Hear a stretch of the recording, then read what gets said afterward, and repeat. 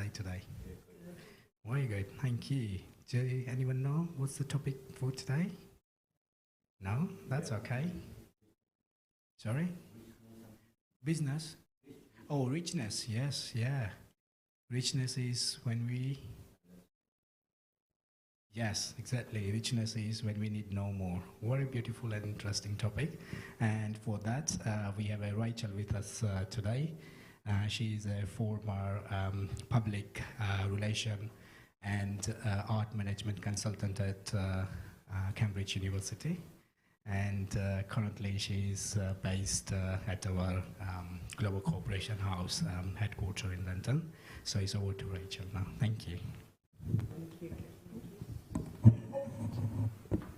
How's that? Does that sound okay? Great. So thank you, Kepalbhai. And I always love coming here to this little haven on the high street. And it's really nice that there are a few of you here with us today. Such a luxury, right? A year ago, 2 years ago, we wouldn't have dreamt it possible. But also it's really lovely that we've got many more joining online. So I hope you can feel the good vibrations that are here, that we're all enjoying. I was really delighted and grateful when I was asked to speak about this lovely topic. So richness is when you don't need any more. Oh, I knew that's better. Thank you. There was some need there for a slightly more. And he spotted it. Because it's something I personally have experienced myself in my life. And I just think that it's so important for all of us now. You know, we've been through, all of us have been through quite a lot in the last few years. And there's been a lot of, you know, deprivation or things that we couldn't do, that we couldn't have, that where we couldn't be. And so there was that suddenly a sense of, I'm not getting what I think I need. And what has been my routine and what has been my expectation in life, what I've just taken completely for granted, and suddenly it wasn't there. And it was pretty challenging for a lot of people. I mean, I'm not even talking about the pandemic and the illness, but simply that element of it where we were restricted and we were not able to do the things that were just normal to us. And it was a challenge, but it was also for many people an eye-opener, including me, in that there were a lot of things that I thought were essential in my life that weren't. There were a lot of musts. I must do this, I must go there, I must have this, whatever. And suddenly, actually, maybe they weren't so important. So there was some benefit, there was some learning in that. And I know many people who've said that, you know, they enjoyed spending time with their family, they enjoyed having quieter time, they enjoyed, you know, having a more balanced work-life way of going about things. So there was definitely benefit there, but also that wonderful realization that I don't need as much as I thought I needed. And I'd like to start with just a personal, my own personal story of when I came across Raja Yoga meditation, which was kind of about 18 years ago. And if you told me 19 or 20 years ago that I'd be a meditator, I think I'd have burst out laughing. I was definitely one of these people. I was very driven in my work, and I was very active socially and interested in all sorts of things, and So it was a very busy life and a very busy mind. And I think the thought that I could be tranquil and quiet and serene didn't really seem very possible. But of course, it was exactly what I needed. And so I started to learn Raja Yoga meditation, and very soon afterwards, I just started to feel more comfortable in my own skin, more comfortable with myself, more able to accept things that didn't go right or as I planned. And it showed itself in a very obvious way, because I was a freelancer at the time, and I did my own accounts. And I started to meditate 6 months into my annual, you know, my financial year.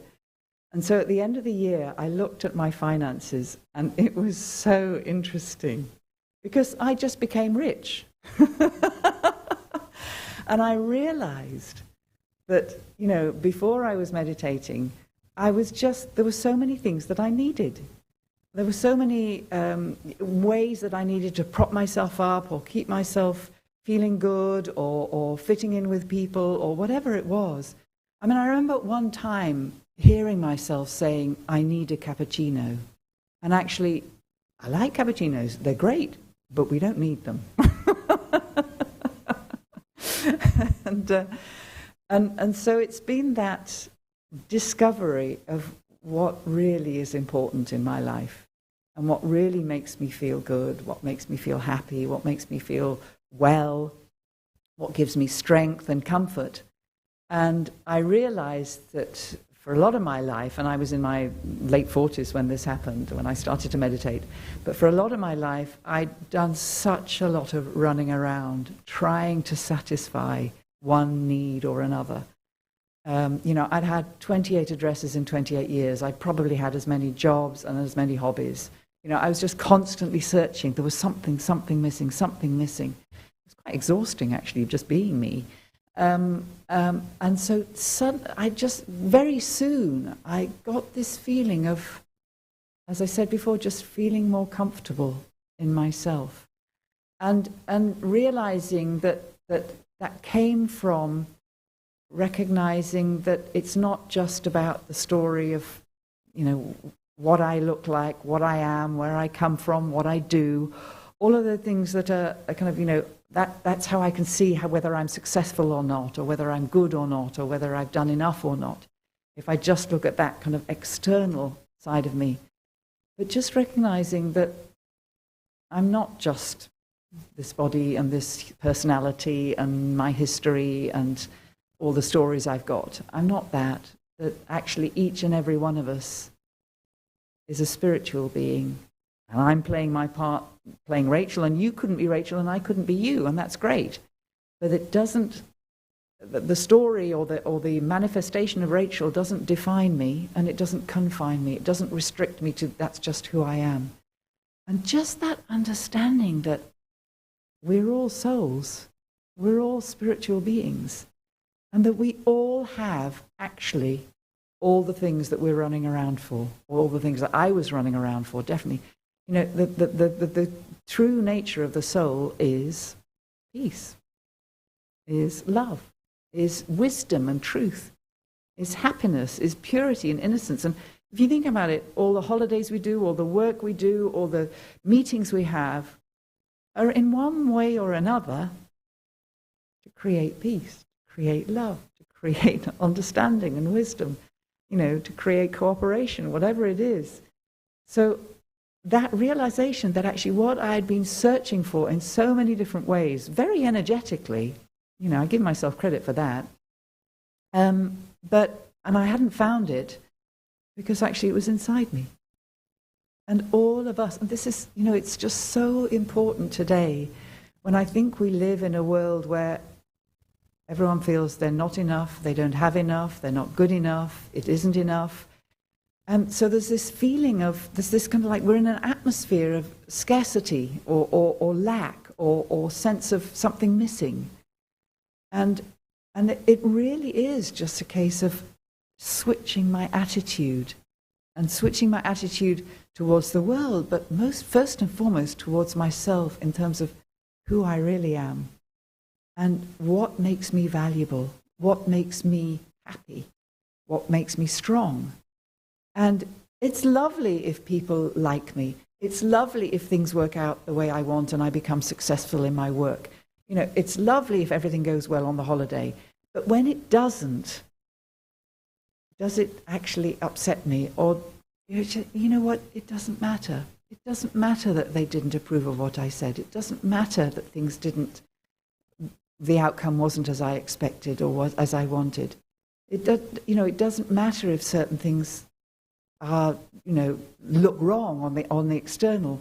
But actually, if I myself am feeling comfortable with myself, it won't throw me so much. It won't upset me so much, and I'll just learn to accept it.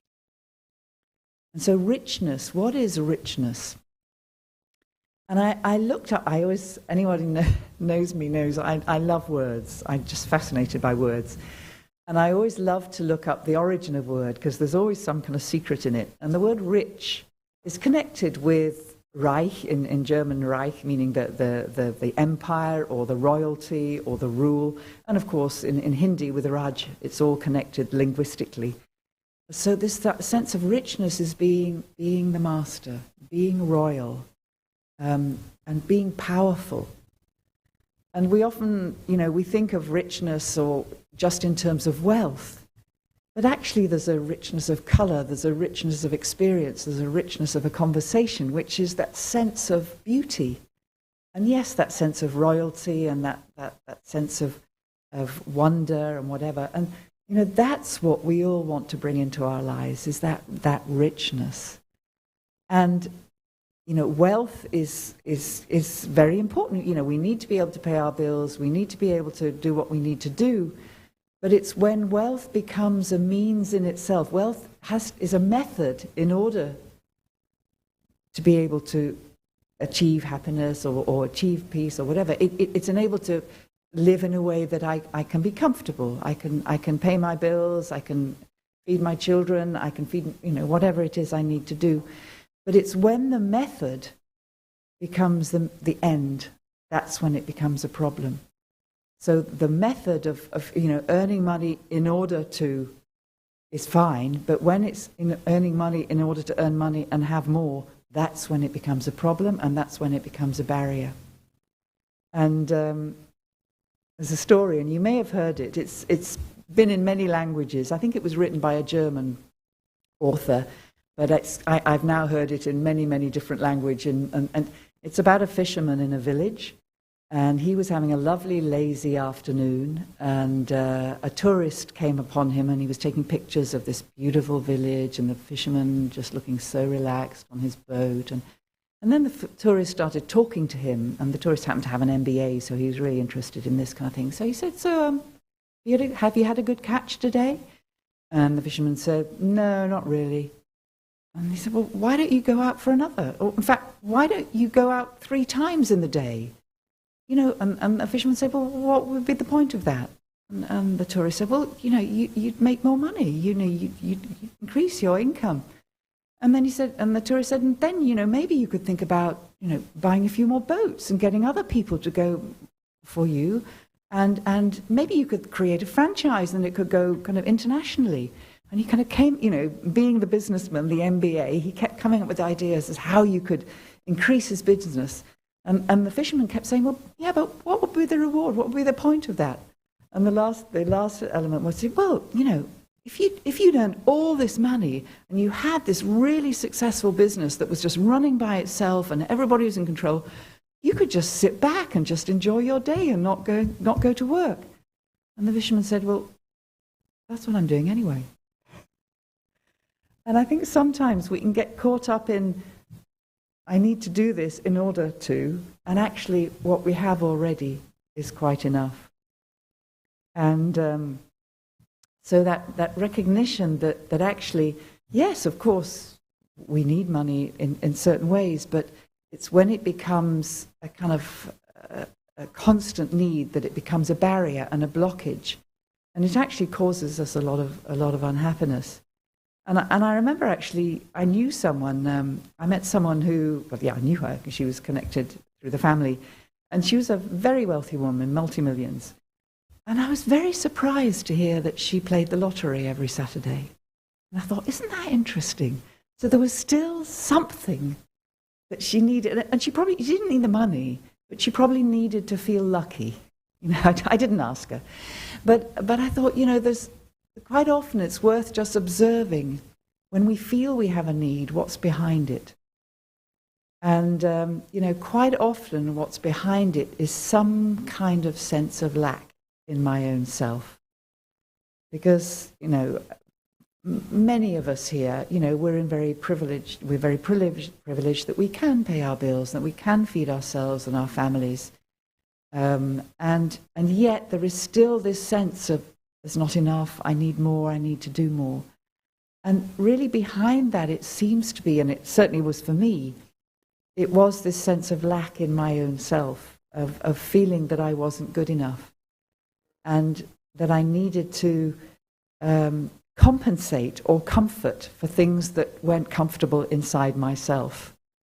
And I recognize that this relationship I've had with comfort throughout my life, and you know, it can be food, it can be sleep, it can be substances, it can be holidays, it can be people's approval, whatever it is, there are many ways in which we find our comfort, our compensation, but it's really for what's going on inside me. And I'm not wanting to look at that. And I know that was absolutely the case with me. Because I remember in all these times when I was traveling, you know, and moving so many times, I remember once sitting down with a blank piece of paper at the kitchen table. And I kind of said to myself, Rach, you really need to sort yourself out. You need to work out, you know, what's important for you in life and what you're going to do in your life. And, you know, have some kind of a plan for your life. And I sat in front of this white piece of paper, and I just felt really uncomfortable. And I got up and made jam.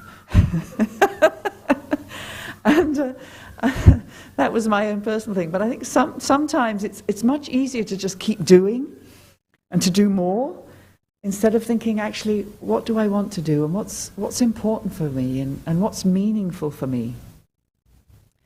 And so richness, yes, is this sense of feeling comfortable in myself, feeling well, feeling like it's okay. It's okay, I can deal with it. I can manage it. It's okay if it's not as I wanted it to be. It's okay. And that comes with quite a bit of work, I've found, because there is the expectation and there is the disappointment with the self, and indeed with others, but particularly with the self when things don't go right or you make a mistake and you can give yourself a really hard time. And actually, that's just weakening me. And what I'm learning through Raja Yoga is that these thoughts, and I'm very good at negative thoughts, you know, we're very good at saying I'm not good enough, it's not fair, poor me, I can't do it, I'm too tired, why? You know, we're very good at creating these thoughts, and I could have got an Olympic medal for it. But actually what we're learning to say is these are not helpful. And actually, they're lies. They're not true. It's not that I can't, it's just that I don't want to. It's not that it's not fair, it's just that I don't understand the bigger situation. It's not that I'm too tired, it's just that I got fixated that I'm tired. It's just that it's in my, it's in my mind I am too tired. Quite often I'm not. It's just a habit of saying things. And quite often it's just an excuse that I'm making myself.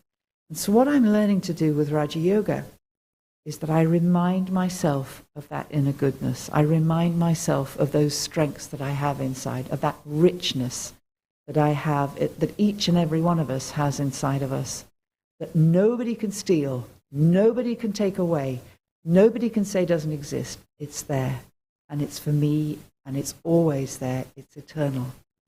And can you imagine any kind of wealth in today's world that is eternal, that nobody can steal, that nobody can take it away from you? You don't have to pay insurance. You don't have to worry about wearing it on the street. You can show it off as well as you want. So this is actually, I've learned, this is our true wealth. This is our true richness. Because in times of need, and we've gone through our time, you know, all of us have gone through a lot in the last few years, and, you know, it hasn't stopped, and it's not that it wasn't there before, but this was something that the whole world went through together. Is that in times like these, that's when we need that to know about and to be able to access that inner richness, those inner strengths that we have, that inner treasures that will actually help us be strong, be powerful, be flexible, be patient, be tolerant, be kind and forgiving. Because when the crunch comes, actually, all the physical things that I'm relying on may not be around. And that might include people, that might include my home, that might include food, that might include whatever. But can I, by practicing, it's like I'm doing mental maneuvers, by practicing constantly every day, just reminding myself of the goodness that I have inside myself, of the strengths that I have. of the qualities that I have that are really so valuable. Because what we see often, what we see as being value is the external thing, the praise in front of lots of people, the fame, the approval, or it could be how much I've got in the bank and the figures, or it could be the kind of position I've got and the name outside my door, or whatever it is. And actually, all of those things can change at any time. How am I going to manage? How am I going to be able to respond in the best way possible so that to keep myself safe, to keep myself able to help others and help my family, help my friends, help my community? And it's only if I do that work of those mental maneuvers of just reminding myself again and again and again. And this is really what we do with Raja Yoga. And it's not boring because it's such good news.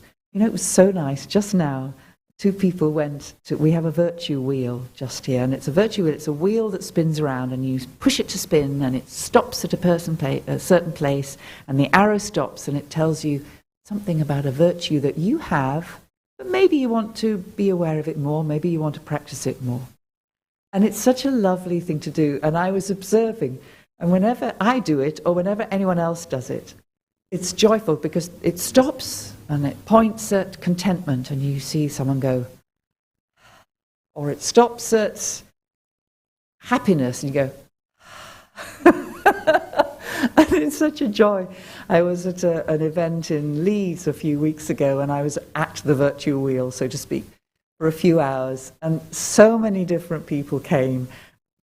Different ages, different backgrounds, everything. And everybody just loves being told about the virtues that they have. Why?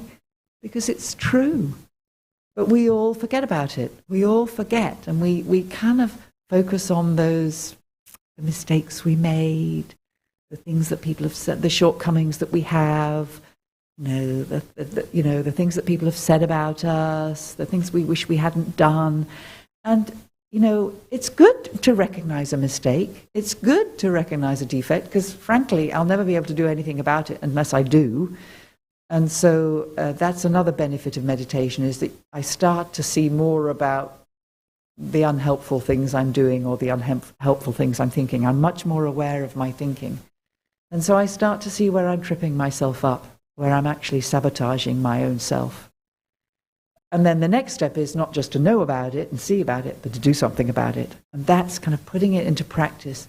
And I won't be able to put it into practice. I won't be able to change a very ingrained habit until I start to feel better about myself, until I start to trust in myself, and to know that actually, yes, those qualities of peace and love and wisdom that we talk about, it's not just theory, it's true. Each and every one of us has such a capacity within us, not just to experience that, but to help others experience it. And that is really the journey, is just letting go of, reducing these negative thoughts, these thoughts that are taking me down, and increasing the thoughts that create good feelings, hopeful feelings, confident feelings, compassionate feelings. And that's when I start to be able to shift. I can start changing because I'm seeing myself in a different way. If I just see myself as Rachel and how I look and what I do and all of that, then it's almost like I'm putting myself in a straitjacket and I can't move. And so I have to step out of that straitjacket of the physical appearance, my physical appearance, and even my personality, even my opinions. It's like I go deeper. I go deeper to something that's beneath the thoughts, that's beneath the feelings, that's even beneath my experience, to something that's at my very core. That's the soul. And when my thinking and my speaking and my actions are driven by the soul, not the ego or Rachel worrying about how she's doing or how people are thinking or what's it looking like or whatever, when it's the soul, that being of peace, that being of love, that being of wisdom, that being of happiness, when it's the soul that is driving that is driving, what I'm doing, that is behind what I'm saying and behind how I'm thinking about people, I'm in a completely different frame of mind. I feel loving, I feel generous, I feel safe, I feel secure, because I know that nobody can take those treasures away from me. I may forget about them, I may lose sight of them, but they're always there. And the more I spend time looking at them, people look at their wealth, they count their wealth. Well, this is my wealth. The more I spend time counting the treasures that I have, then I will feel better in myself, much better in myself, much more confident, much more able, much easier, much less needy, much less expecting things to be in a certain way, because I'm happy, I'm comfortable with myself. It's not that I'm arrogant, it's not that I'm saying I can't improve, but I accept myself as I am. And that's a big step. It sounds easy, but it's a big step, because we're so used to criticizing ourselves. We're so used to saying, not good enough, And sometimes, you hear yourself talk to yourself and you think, ooh, if I talk to someone else like that, how would that be? And it's really about learning to accept and to be, kind and forgiving with myself for the mistakes I have made. And we've all made them. There is no being on this earth who's not made a mistake. And sometimes my mistakes have actually been my greatest learning. And certainly my worst times in my life have been just before a really wonderful shift upwards. So nothing that happened hasn't got a benefit in it. There will be something, some learning, some moving on, some change that happened as a result. And so to kind of accept and forgive myself for the things that aren't right and need still to be worked on. And that's great. There's still time. We're constantly work in progress. But along with that, keep reminding myself, the soul has everything it needs. One of our daddies, Daddy Gulzar, our organization is run by people, they're elder sisters called daddies, and most of them sadly have flown away now, but we have just one left. But anyway, Daddy Gulzar was one who said, there is no problem for which the soul itself does not have the solution. We have everything we need inside ourselves. It's not to say that, I'm a soul, therefore I could be a neurosurgeon tomorrow. It's being realistic, but we have everything we need to help us become what we want to be. And just recognizing the value of the self, the value of the qualities of the strengths of the self, just takes me into a different frame of mind, a different consciousness, really. And really, when it comes to feeling rich, feeling generous, feeling content, feeling able to give to others, it really is about my attitude. It's about my mindset. And we live in a mindset of scarcity and fear and insecurity. It's like we're in a soup of insecurity. And it's in the interests of the media and the newspapers and the advertisers to tell us that we're not good enough, we don't know enough, we don't have enough, and we need this and this and this and this. That's just what it's constantly being. We don't even realize it probably. On the bus, you see adverts. You need to go here. You need to have this. So we just need to kind of be aware of that, but not take it in, and just smiling, say, just remind myself, I, the soul, have within myself everything that I need to help me move forward. And just recognizing that this is who I am. This is the wealth that I have within me. And when I have that attitude, then everything in my life changes. Before that attitude, there's a kind of trajectory or a kind of line that we talk about, and everything starts with my awareness of who I am really, my awareness of my consciousness. It starts with my awareness. And from that awareness of I being a soul, then it's easy for me to have the attitude of one who wants to give, who wants to share, one who has enough. When I have that attitude, then that goes to my vision. And so I see people in that way at all. I don't see people with a begging bowl. I see people with a bowl full of fruit. I have something to give. And when my vision changes, then my action changes. And when my actions change, my world changes. So it starts with my awareness, then there's my attitude, then there's my vision of the world and other people, then there's my actions, what I do, my behavior, and finally, my world. So my awareness has an effect on the world that I experience. And in Hindi, these rhyme. Smriti, awareness.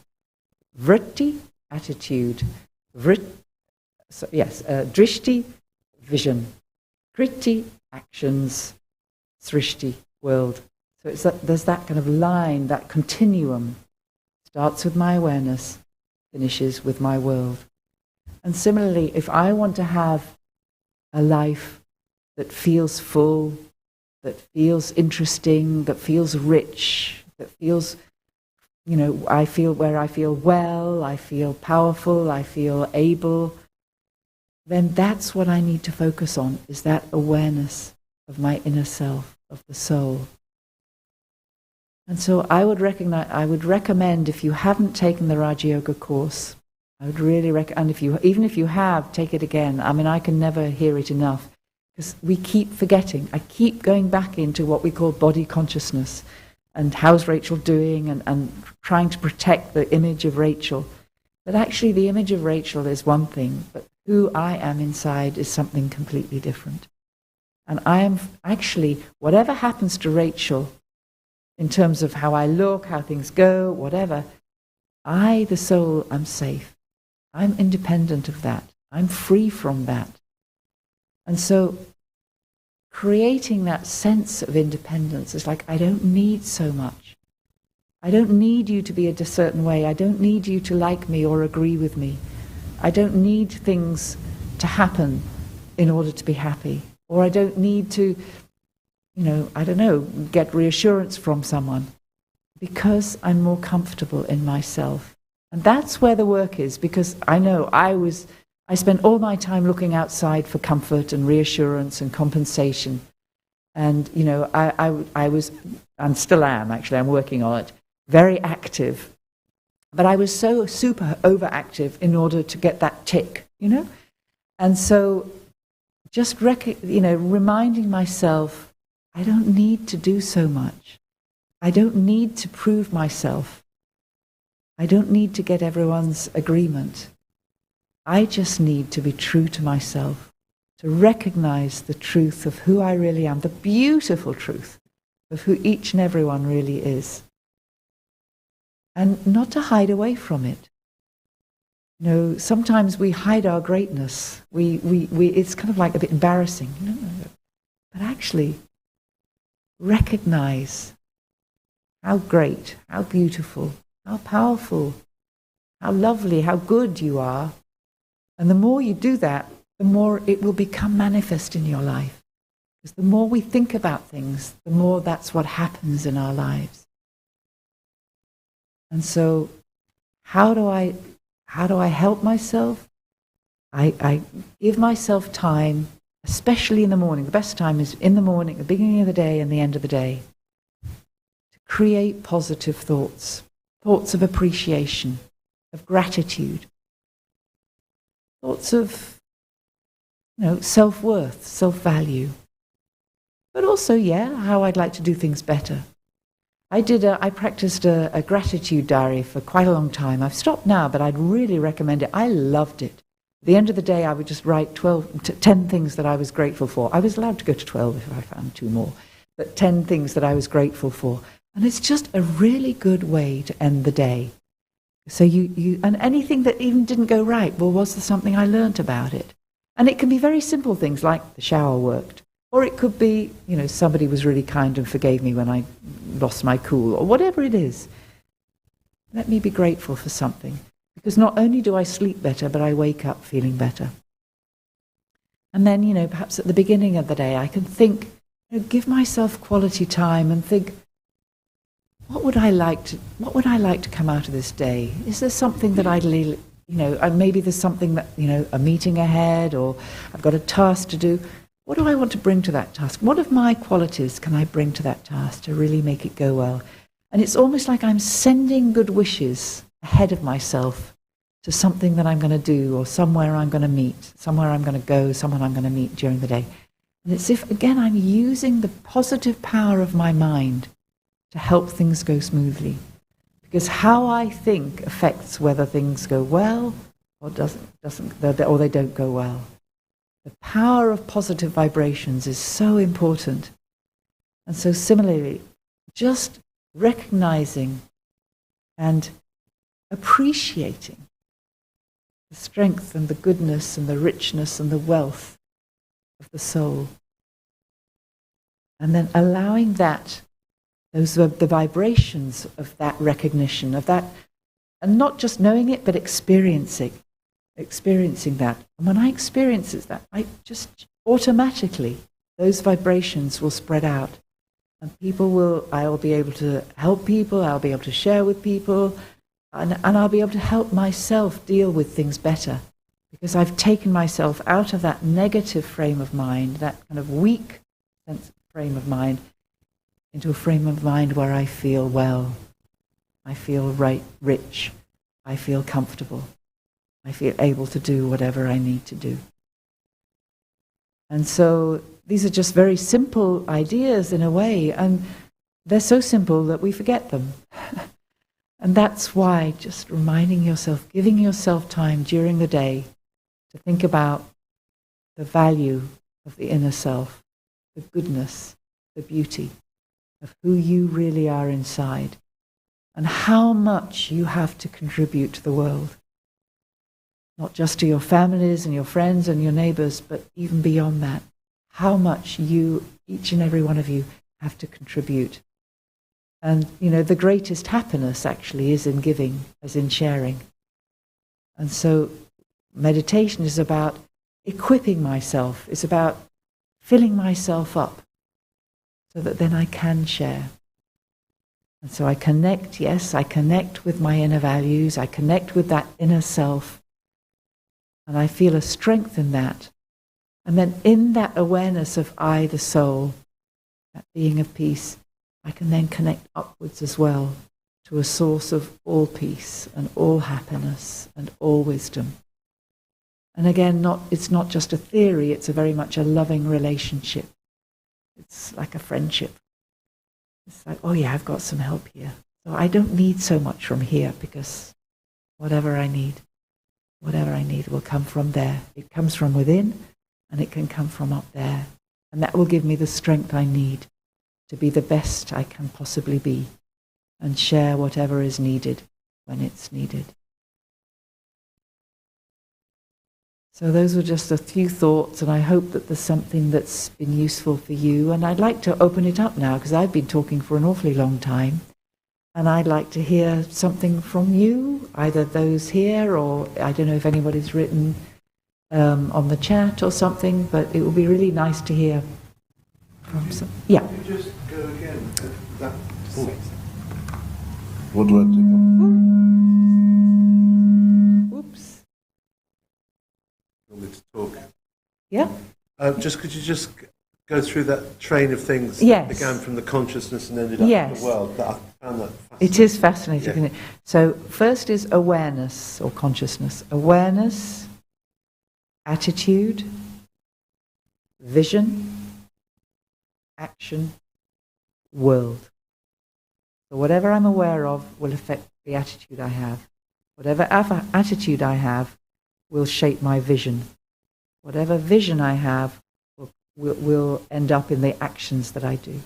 And whatever actions I do will create my world. So it all is a long train, a long continuum. So what would an example be of awareness forming an attitude? Just, is there Well, I mean, simply the one of, if I'm aware of myself as a soul, that will shift my attitude completely towards other people. So instead of thinking, so if I'm aware of myself as a body, I might think, oh, well, I'm a woman, and I'm white, and I'm English, and I have nothing in common with someone who is like this or like that, or I'm a meditator, I have nothing in common with a wrestler. But actually, we're all souls. Right. So it's recognizing where I put barriers up simply because of my awareness. So it's an opening up. Yes. Yeah, I think so. And if you think about it, whatever you're aware of will have an impact on the way you see things, and the way you think about things. And the way I think about things will have the way of how I see things, so how I see people, how I judge people or whatever, or how I see the world, how I see things happening around me. And that has an effect on then how I behave, how I react to that or respond to that, and how I behave. That's actually my experience of the world. So all of that depends on my awareness. So that's why meditation is so important.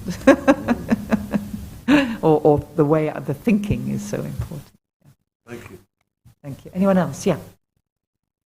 One of the virtue wheelers. I was... right, okay. Yep. Actually, I was going to say, I can't believe it, but I thought the wheel was something negative. That shows how negative I am. I thought when it put it around, what it pointed at was to say, you need to work harder at this. Honestly, I've been doing this for years, coming here, thinking, I've got to work harder at college. I've got to be... I said to Ed today, we need to be more enthusiastic. I didn't think enthusiasm was already in me. I thought, I've got to work at this. That's what my mind was telling me each time I've done that. This is something you've got to work at, something punitive. That's where I'm coming from. But that is such a kind of normal way of thinking, because it comes from, I'm not good enough and I have to be better. Yes. But it's telling you, you have this. Already. Yes, you could use it more, but you have this. You are this. It's amazing. It really is. And I think that's quite often, it's like, when somebody gives us a compliment, we either say, oh, no. But it's very difficult to accept that. But that's why I have to just, and this is a fact. And it's not boasting, and it's not flattery to someone else. It's just a fact. We are all beings of peace, beings of love, beings of happiness, beings of truth, beings of beauty, beings of purity. This is who we are. We've forgotten it. We've got rotten memories. But that's okay, because we can work on it. We can just say, well, I'm going to remind myself now. I have forgotten about it all this time. I'm going to remind myself now. So you're going to have such fun on the virtue wheel from now on, aren't you? Before I go home. But the other thing was the thing of more. We were just having a conversation about it today, and there was a time in my life. I remember when I went to India and I was staying with a friend, and they're so rich, and yet her husband was a mess, and he was criticizing me for having not a lot of money in the bank. And I remember saying to him, "You'll never be as rich as I am." Beautiful. I really, because I really did, and it's a wonderful feeling when you have that. I said, because my richness doesn't lie in my bank account. I said, the people that I do, the work I've always done, here I am in India, the interest I have in so many people. I said, my life has always been very rich, if not with lots of money. But recently I have been feeling very poor. And it is horrible. And I'm an actor. As Ed is, and we were talking about it today, that when we want more, we want to work, and when you're not getting the work, it's not that you want more, it's just that you want your career, and there's not, it's very arbitrary. It's not that you're not trying, it's, as you say, it's handing it over. And when I've been able to have peace around, when I've meditated more and I've been able to go into the spiritual realm and go beyond, I'm an actor, I'm depressed, I'm not working, therefore I'm not doing what I love and I'm not earning any money, I can be much more at peace in it when I feel that I go into the soul realm. When I stay in the body realm, it's very, very difficult, because it's not it doesn't feel like a greedy more. No. It's not like, I want a bigger house in Hampton. It's like, I want a job. Yeah. I want to do what I was trained to do and what I love. And then what that goes into is comparison. Yeah. You look at what other people are doing. Yeah, and that's the real. And That's the trump killer. card for more. And then you really feel less than. I'm Yeah. I'm a failure. I'm not earning blah blah blah. I'm doing a play that only earns this, and you're doing a TV set, and that is really so. Yeah, to go when I would go. That's all I would say is that when I go into the spiritual world more, I don't need more. Thank you so much. That's absolutely beautiful. And I completely understand where you're at. But I think the fact that you do make that effort, even in the spite of a very difficult situation, to give yourself spiritual, enriching spiritual experience is so important because, as you say, it gives you a lovely experience. It gives you relief. But I think also it will help you deal with the situation, and it may, it's not like a magic thing. It's not like The Secret, and if you say affirmations lots of times, things will happen. But I do believe that if your intention is pure and good, and you keep your mind focused in that way, things are much more likely, and quite often do quite surprisingly work out in a way that you couldn't have imagined. Whereas I'm speaking to myself as well. But if I'm, and it's very easy to do, it's the normal thing to do. If I get worried and if I feel, bad about myself, that won't help. But that's the real work. That's the toughest work. But actually, it's the most important work. Thank you so much. That's really valuable. Anybody else? Yeah, great. That's all right. All this way. Thank you. Recently, I found myself in a little bit of debt just with a family member, my mum. It was only a couple of £1,000s, but it's a situation which I've not experienced for a while. And getting comfort and peace when I'm indebted to someone, even though it's financially and there's transactions of love and everything else there, but I do feel that I feel a bit of a struggle and uncomfortable being in a place of debt, even though I have some, debtors coming to me. Some money coming my way in the future. Right now, I'm not finding much solace in meditation or peace. I can understand that, but I think I would just say that the situation is as it is, and it's a necessity at the moment. And she's your mum, and you will make it good when it comes out. I would try and put a box around it, just saying, this has happened, it's here for a certain time, I don't need to think about it anymore, and I know that I will sort it out as soon as. So it's not, you've come from, your intentions are good, it was a necessity, and there will all be times when maybe we need to rely on people, or who knows what's going to happen to us, and you would have never envisaged that this would have happened, but it's happened. And so again, not to give yourself, try and just, as I say, enclose it in a box.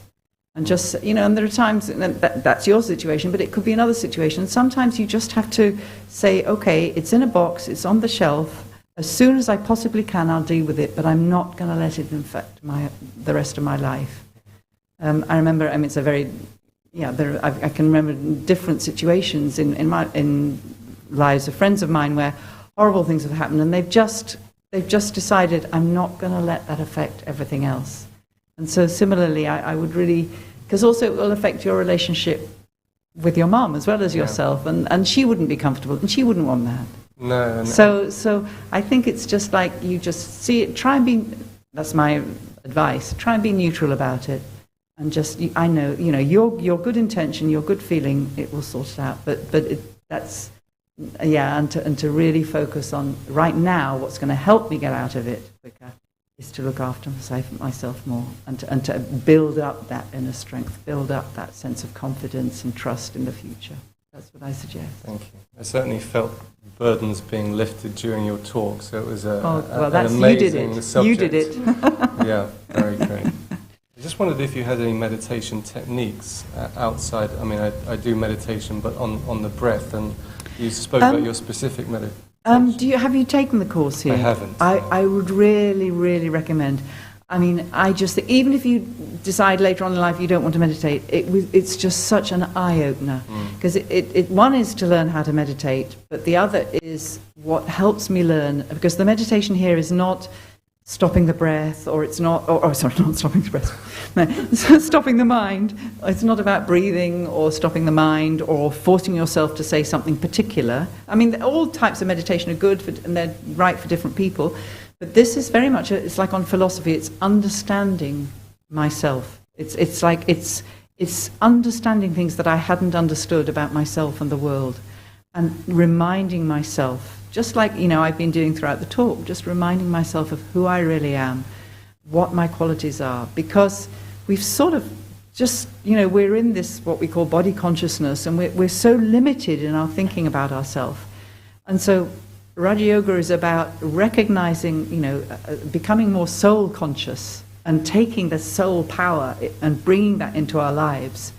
And then, if we choose to take it a step further, which is connecting with the divine and taking power from the divine and having a lovely relationship with the divine. And everyone can take it as far as is meaningful for them, but I would really recommend you do the course. It's only it's a few lessons, but it's really worthwhile. And you might, I thought, oh yes, I'll do this. This is like 18 years ago. Oh yeah, I was doing lots of things at the time. I was doing ancient Greek and calligraphy and jazz dance. And I thought, okay, I'll do meditation on Thursday. And then I just loved it so much. I thought, oh, I didn't realize it was going to be so lovely. And so I dropped all the rest. But we all have to find what's right for us. But I'm so grateful it's made such a difference to my life. There's a lot of work still to do. But in terms of that sense of quiet inner contentment, I'm just so grateful. I never would have. It's not like my life is constantly running through cornfields of happiness. It's like, I'm still very much, I'm working on it. But there is actually a basic, just deep gratitude, deep appreciation, and a kind of, I suppose, a confidence that comes with that. So yeah, I would recommend anyone take the course. And I think I'm being signalled in a sweet way. Am I right? So let's just have a little bit of a meditation together right now. And so the way we meditate here is we actually keep our eyes open. And this is, first of all, so that we don't fall asleep. Because sleep is great, but it's not meditating. But actually, the idea is that, and this comes back to your question about the awareness, is that meditation is actually a form of, it's a lifestyle. It's like an awareness that I have about myself throughout the day, at my work, at home, whatever I'm doing, in the bus. How do I feel when I'm cooking? How do I feel? And so we keep our eyes open. And so I recommend that you just maybe focus on the point of light behind me, and just, not in a forced way, but just rest your eyes, really, so that they don't wander anywhere else. So just rest your eyes there. And if you're feeling a bit tight or a bit tense, you can stretch or shrug your shoulders or take a deep breath or whatever.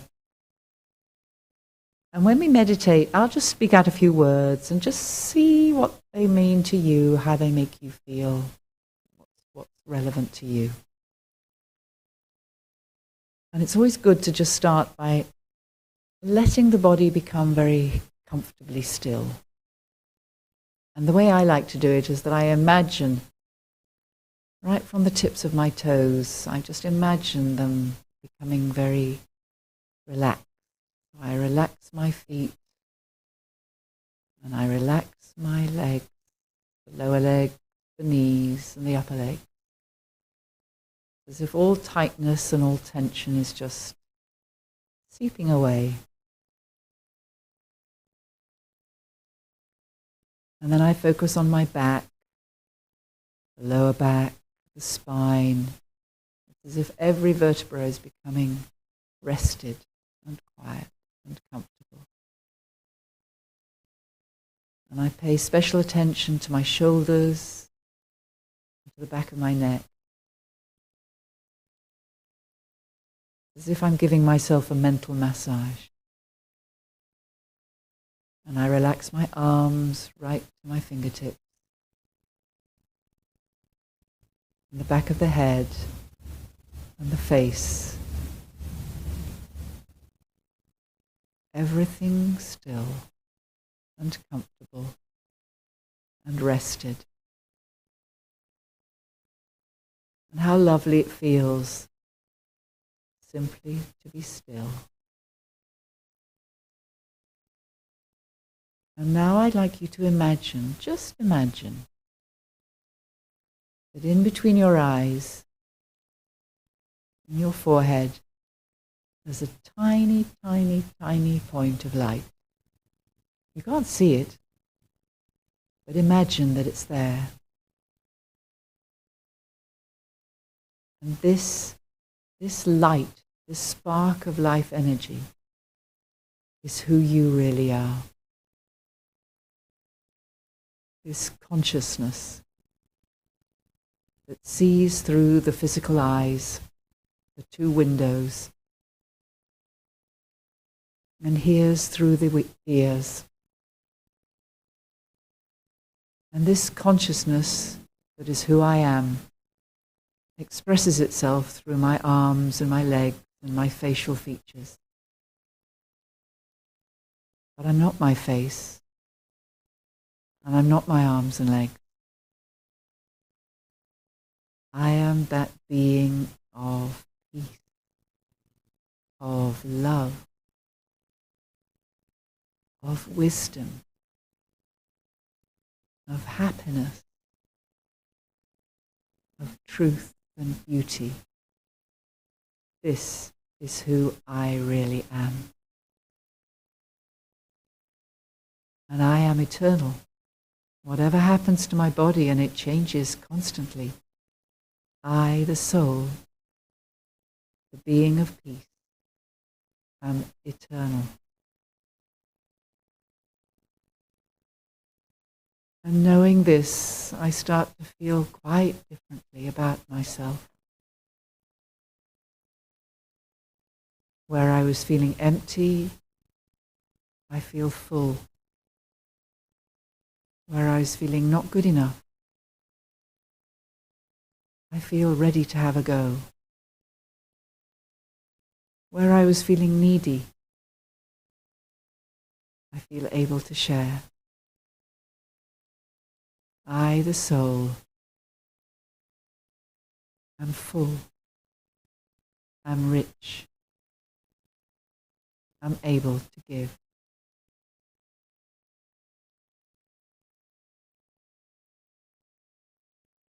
And then I can connect also with the one who is always giving, who is always peaceful, always loving, always truthful, 100%. I can connect with the divine, my friend, my father, my mother, whatever relationship I choose to have. And I'm reminded in that relationship of who I really am and of my qualities, because they're the same. I'm not the divine is the divine, and I am who I am, the soul, but our qualities are the same. And connecting with God, it's as if I re-energize those qualities. They come alive and I become aware of them. These are my truth. These are my wealth. These are my richness.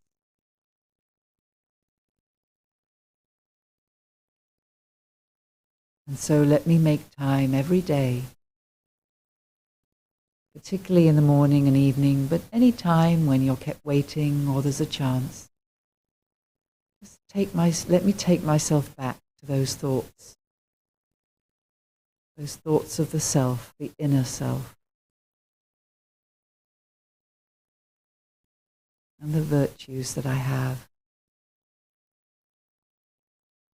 the strength I have,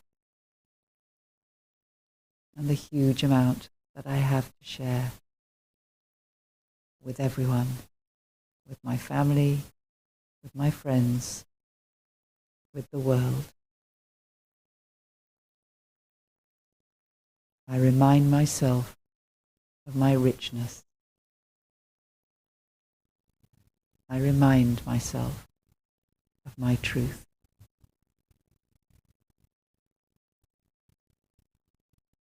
Om Shanti. I, the soul, am a being of peace.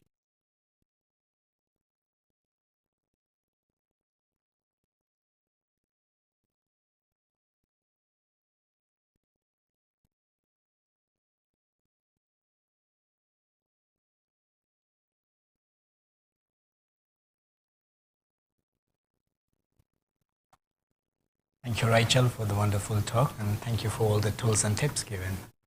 Thank you. Thank you. Good questions too. Our next week, same time, same place, and the topic is Purity Bring True Beauty. And the product of the week is Being Beyond and Belief, a book, very nice book by Mike George. So it's available in the shop. And once again, thank you for joining us, and have a safe journey back home.